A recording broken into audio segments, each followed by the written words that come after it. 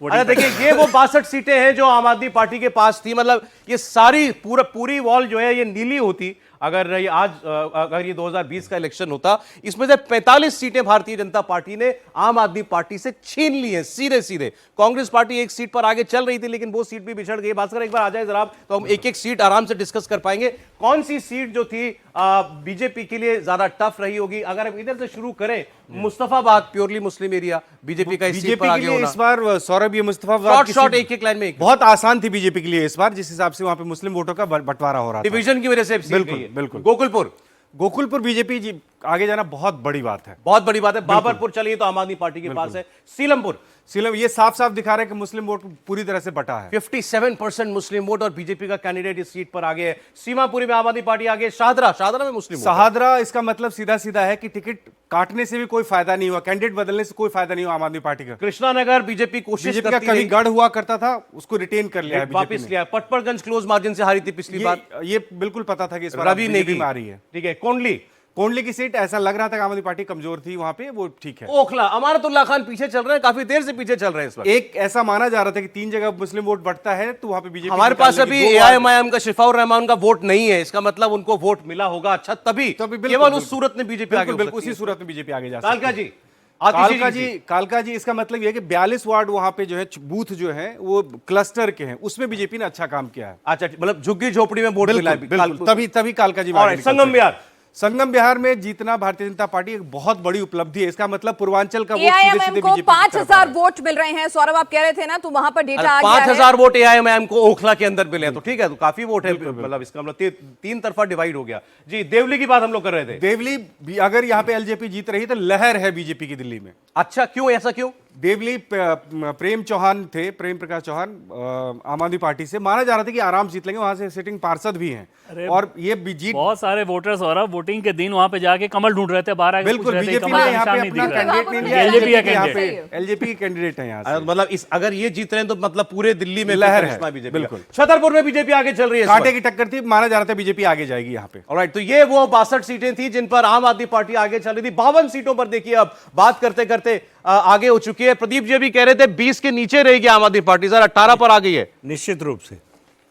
और अब ये मुस्लिम सीटों की बात हम अगर आपसे कर ले, अगर उधर सदर बाजार से शुरू करें भास्कर, सदर बाजार में बीजेपी कैंडिडेट बहुत मौजूद था, उस बिना पे बीजेपी शुरू से आगे थी। चांदनी चौक की सीट आम आदमी पार्टी के पास अभी भी जाती हुई दिख रही है, मटिया महल में। एक ही मुश्किल था यहाँ पे, अगर कांग्रेस बहुत ज्यादा वोट काट ले तो मुश्किल होता है, लेकिन ऐसा दिख नहीं रहा। बल्ली महाराज में बीजेपी आगे।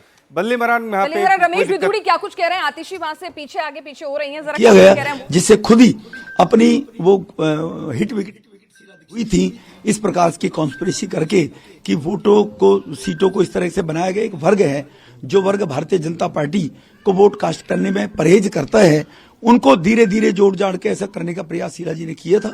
उस डेमोग्राफी के कारण केजरीवाल 2 बार चुनाव इसलिए जीत गए कि मुफ्त की रेवड़ी बांटनी और झूठे वायदे करने।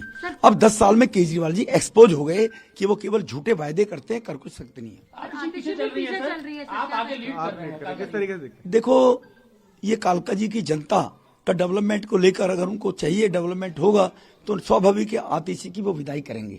वो मैं कोई किसी को लीड देने वाला नहीं हूं, ये कोई रेसलिंग नहीं है, ये कोई कंपटीशन टेस्ट दे के हम आगे नहीं बढ़ रहे हैं, ये जनता के आशीर्वाद का है।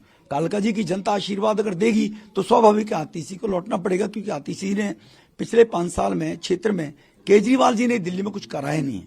और अगर इन परिस्थितियों में भी केजरीवाल को लोग अगर वोट देते हैं तो वो वर्ग जो देश में विकास, देश की तरक्की चाहता है, तो वो लोग वास्तव में इस बात को लेकर व्यथित होगा। लेकिन मेरा 100% मानना है कि इस बारी आपदा जा रही है और भाजपा आ रही है दिल्ली के विकास को लेकर। बीजेपी के मुख्यमंत्री के चेहरा आप होंगे? ये बेकार की बातें करने का लाभ नहीं है। हम सेवा के काम करने के लिए राजनीति में हैं। न तो केजरीवाल हमारे बारे में तय करेगा, न कोई और तय करेगा। हमारा पार्टी नेतृत्व है और हम किस व्यक्ति का कहां उपयोग होता है उस हिसाब से राष्ट्र के निर्माण में कौन कहां बढ़िया काम कर सकता है।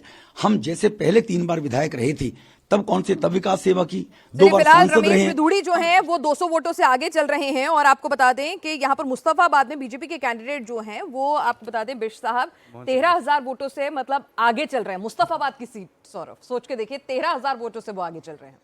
अब ये जो 14 पूर्वांचली वोट बहुल सीटें हैं, इनकी भी जरा हम लोग चर्चा कर लें। पूर्वांचली वोट दिल्ली के अंदर 40 लाख के करीब माना जाता है और ये भी बहुतायत में आम आदमी पार्टी को मिलता रहा है। और इस वॉल पर भी अगर आप देखेंगे 14 में से 3 सीट केवल जो है वो आम आदमी पार्टी की तरफ जाती हुई दिखाई दे रही है। बाकी 11 सीटों पर भारतीय जनता पार्टी लीड कर रही है। बुराड़ी की एक सीट ऐसी है जो सबसे ज्यादा मार्जिन की सीट थी आम आदमी पार्टी की, उस वहां पर वो अभी भी आगे है। और यहाँ पे भारतीय जनता पार्टी का अपना कैंडिडेट भी नहीं है, जेडीयू का कैंडिडेट है, नहीं तो अच्छा। यहाँ पे भी स्थिति बदल सकती थी अगर यही है स्थिति। अगर बीजेपी अपना कैंडिडेट देती तो यहां भी मुकाबला हो सकता था। बादली की सीट, बादली की सीट भारतीय जनता पार्टी को मिल रही है, ये ऐसा माना नहीं जा रहा था आम आदमी पार्टी के द्वारा। ये बड़ी जीत है अगर ऐसा हो रहा है। यहां जीतना बड़ी बात है बीजेपी के लिए। किराड़ी, किरारी भी पूर्वांचल का, इसका मतलब पूरा शिफ्ट हो रहा है, पूरी दिल्ली में शिफ्ट हो रहा है। मैं उस इलाके में रह चुका हूं और वहां पे बिहार के बहुत सारे वोटर्स हैं, इसीलिए अनिल झा हो, ऋतुराज झा हो, वही लोग वहां के विधायक बनते हैं, वही कैंडिडेट बनते हैं। वहां पे अगर भारतीय मैथिल ज्यादा है। तो जब बीजेपी ने बजरंग शुक्ल को टिकट दिया तो अनिल झा ने बकायदा ये फैलाया भी कि मैथिल को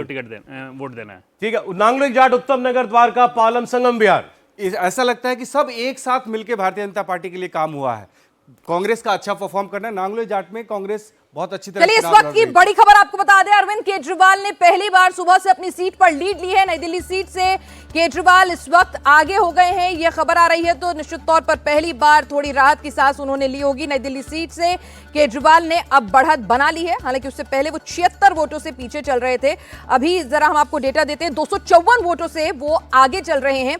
13 राउंड में से 2 राउंड की काउंटिंग यहां पर हो चुकी है और 254 वोटों का यहां पर मार्जिन अभी है। तो ये जो इलेक्शन कमीशन की वेबसाइट है वहां से ये डेटा हमारे पास आ रहा है। नई दिल्ली सीट से पहली बार केजरीवाल अब जो हमारे पास फर्दर अपडेट, जो हमारे रिपोर्टर्स काउंटिंग सेंटर से अपडेट दे रहे हैं, वो ये कहता है कि 1100 वोटों से आगे हो गए हैं केजरीवाल। तो नई दिल्ली सीट से पहली बार केजरीवाल आगे हुए हैं और 17,322 वोट अब तक केजरीवाल को मिले हैं।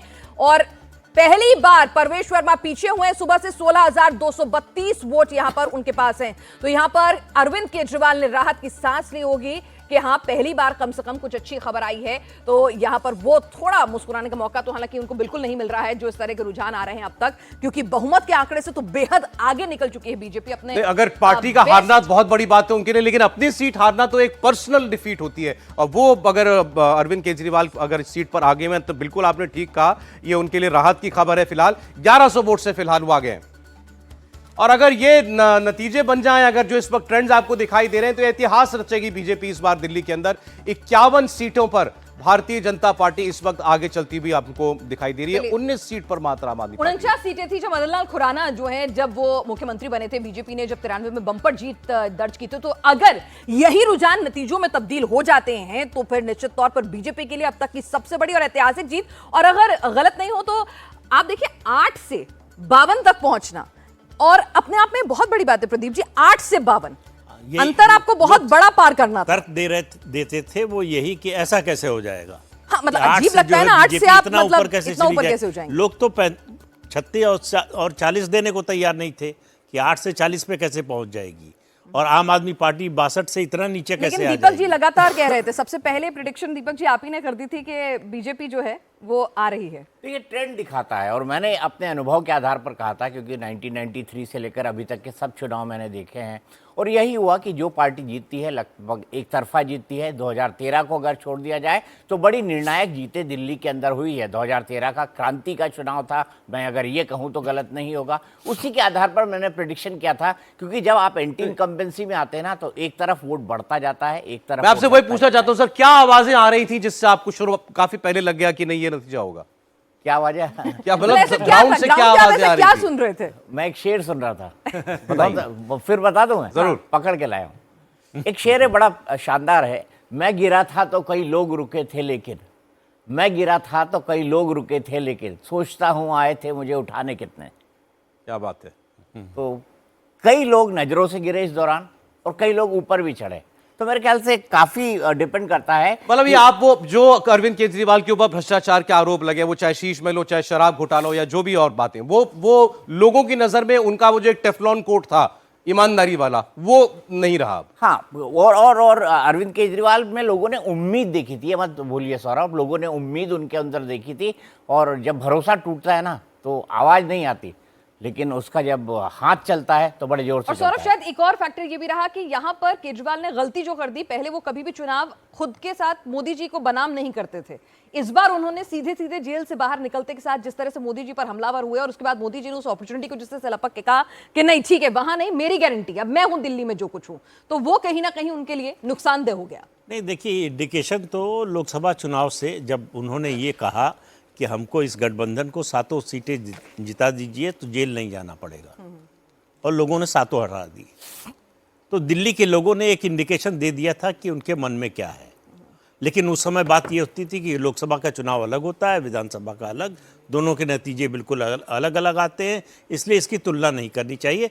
लेकिन बात उसमें अरविंद केजरीवाल की इमेज की थी जी। और इमेज उनकी ही नहीं, उनके चुनाव की साथियों की हार भी जीत के इमेज थी अलावा। प्रदीप जी। यही वजह आप देखिए जो यहाँ पर हम वीआईपी स्टाइलिंग में दिखा रहे हैं, गोपाल राय फिलहाल आगे चल रहे हैं और उनके कई बड़े साथी जो हैं, यहाँ पर मनीष सिसोदिया पीछे चल रहे हैं, यहाँ पर हमने देखा अभी शकूर बस्ती से सत्येंद्र सत्येंद्र जैन जैन पीछे पीछे चल इमरान रहे हुसैन हैं, पीछे इमरान चल रहे हुसैन हैं, पीछे हैं, अमानतुल्लाह उनके पीछे मंत्री चल रहे हैं, हैं। अमानतुल्लाह पीछे चल रहे हैं। अमानतुल्लाह की तो चलिए इमेज भी कोई बहुत बेहतरीन नहीं उन्होंने रखी हुई थी अपने एरिया में, जिस तरह की दबंगई गुंडई उनकी चल रही थी। तो विक्रांत जी, लेकिन अब आप मानने के लिए तैयार हैं कि आम आदमी पार्टी का इस चुनाव में शायद देखिए खेल खत्म? नहीं, अभी थोड़ा इंतजार, आधा घंटा 1 घंटा करीब 10:30 तक इंतजार और करना हम तो चाहिए, पूरा दिन यहाँ क्योंकि बैठे 10:30 हैं। के बाद एकदम तस्वीर मुझे लगता है, क्योंकि अभी मैं देख रहा था कपिल मिश्रा को 5000 वोट दिखा रहे हैं और जो वहां पर आम आदमी पार्टी 11000 वोट पा रही है। हो ही नहीं सकता, कपिल मिश्रा उस सीट से जीतेंगे, तो इसलिए अभी कुछ ऐसी सीटें होंगी जहां आप पर कह रहे हैं बहुत कपिल मिश्रा नहीं जीत सकते? मैं नहीं, कह रहा हूं जीतेंगे, कपिल जीतेंगे। मिश्रा को जीतना चाहिए जीतना उस सीट चाहिए, से, लेकिन कपिल मिश्रा भी 6000 वोट से पीछे हैं।